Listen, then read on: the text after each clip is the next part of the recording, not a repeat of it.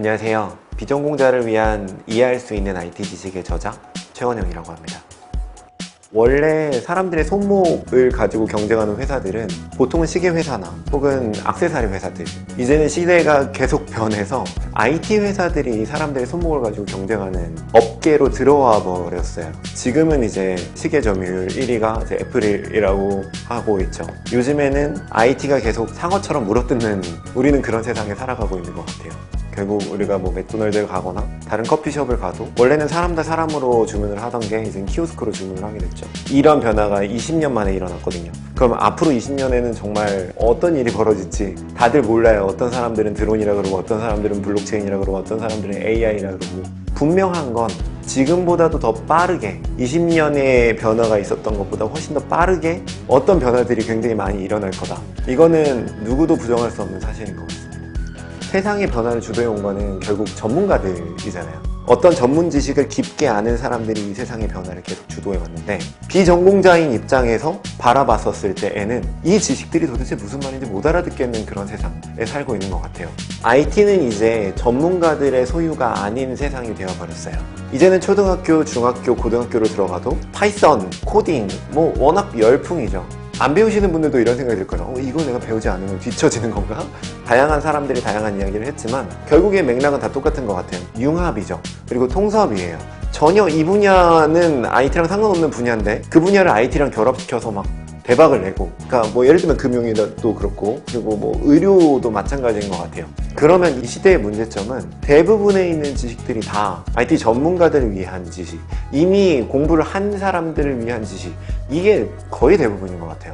이 세상을 발전시키고 혁신시킨 거는 비전공자들이 서로 다른 분야를 공부해서 그 중간에서 뭔가 문제를 해결하고 그 중간에서 어떤 혁신을 이뤄낸 건데, 그럴 수 있는 교육 인프라, 특히 IT 쪽에는 그런 교육 컨텐츠들이 너무 부족한 것 같아요. 저는 이제 제 강의나 혹은 제 책이 이런 세상의 혁신, 서로 다른 분야의 중간에서 뭔가 스파크를 이뤄낸 이런 혁신, 거기에 도움이 되길 바라요. 일단 우선적으로는 뭔가를 검색해서 그 검색된 결과를 이해할 수 있는 수준이어야 되는 것 같고, 그리고 최종적으로는 커뮤니케이션을 할 수 있는 수준이 되어야 된다고 생각을 해요. 초등학교나 국민학교 때 바다를 배웠었던 그 학습 방법 그대로 저는 학습을 해야 된다고 생각해요. 일단 먼저 지도를 펴요. 그 지도에 대한민국이라는 나라가 어디에 속해 있는지를 보고, 그리고 대한민국의 영해가 동해와 서해가 남해와 있다는 거를 그 지도를 통해서 배워요. 대한민국 옆에 있는 나라는 어떤 바다들을 가지고 있는지를 배우죠. 그리고 이 바다들이 크게 태평양이라는 대양에 속해 있다는 걸 배워요. 그리고 이 태평양이라는 대양 이외에 다른 뭐 3대양이나 뭐 다른 바다들은 어떤 것들이 있는지를 배우죠. 그리고 지금 우리 머릿속에 어떻게 남아있죠? 그냥 크게 이제 구분되어서 남아있는 거예요. 그럼 이제 우리들은 새로운 바다의 이름을 들으면 어떻게 하냐면 검색해봐요. 지중해에 속해 있고, 이 바다는 그리스 옆에 있는 바다구나, 이 바다의 특성은 뭐구나 라는 것들을 검색해보면 조금씩 알 수 있죠. IT 지식은 그렇게 학습을 해야 돼요. 처음부터 상세하게 이 바다의 특성과 이 바다에서 나는 뭐 물고기와 온도, 이런 것들을 하나하나 살펴보는 방식으로는 정말 한도 끝도 없어요. 이 IT는 사실 사이클이 너무너무 빨라요. 일단 태평양이 뭔지부터 알아야 돼요. 큰 그림이 뭔지부터 알아야 되고, 그 다음에 세세한 부분에 살을 붙여가는 그런 방식으로 공부를 해야 됩니다. 그렇게 공부를 하면 검색을 해서 이게 뭐구나 라는 게 이해할 수 있도록 어느 정도 틀이 잡히게 되고요. 더 나아가서 개발자들이 이런 얘기를 하는 거구나가 이제 대화가 통하는 수준이 되실 거예요. 사실 궁극적으로 우리가 프로그래밍 언어라고 하는 것들은 결국에는 0과 1로 되어 있는 기계어로 바뀌어요.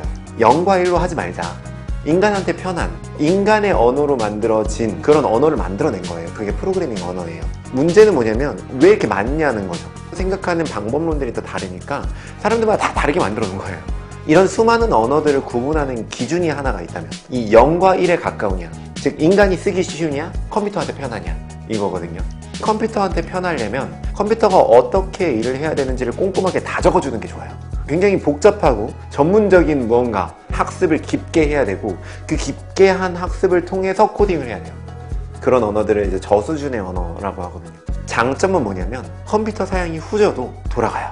C 언어 같은 경우에는 파이썬보다 저수준의 언어예요. 원래 C 언어에서는 뭐 여러 줄 써야 될 것들을 한 줄이면 다 처리를 해줘요. 대신 파이썬은 C 언어보다 80배 정도 느리다고 해요. 운이 좋게도 우리는 컴퓨터가 굉장히 빠르게 발전하는 세상에 살고 있어요. 심지어 시계조차도 굉장히 고수준의 언어로 코딩을 해도 돌아가요. 때문에 우리가 사용하고 있는 컴퓨터들은 비싸죠. 자, 근데 그런 컴퓨터들만 이 세상에 있는 건 아니에요. 뭐 예를 들면 뭐 IPTV라거나 혹은 가전제품에 들어가는 컴퓨터들, 그렇게 고급 컴퓨터를 쓸 수가 없어요. 가격을 낮추기 위해서 낮은 부품을 써야 되고, 그러려면 저수준의 언어로 코딩을 해야 되는 거죠. 굉장히 많이 들었던 질문 중에 하나는 어떤 프로그래밍 언어를 공부해야 되느냐, 그냥 무작정 프로그래밍 언어부터 공부를 하면 문제가 굉장히 많아요. 내가 지금 뭐 하고 있지? 이거에 대한 답이 안 잡히는 거예요. 이걸 내가 왜 해야 되는지를 모르면 중간에 흥미를 잃고 떨어져 나가는 일들이 너무 많아요. 그렇지 않으려면 내가 지금 공부하고 있는 게 뭔지에 대해서 놓치지 않아야 돼요. 이 IT 세상이 어떻게 이루어져 있는지, 그래서 이 학습이 어떤 의미를 가지고 있구나, 프로그래밍 언어를 공부하고 싶으시다면 먼저 그보다 앞서서 이 IT의 큰 그림을 그려보시길 추천드리고, 제 컨텐츠가 아니더라도, 제 책이 아니더라도 큰 그림이 뭔지를 계속 놓치지 않으셨으면 좋겠어요.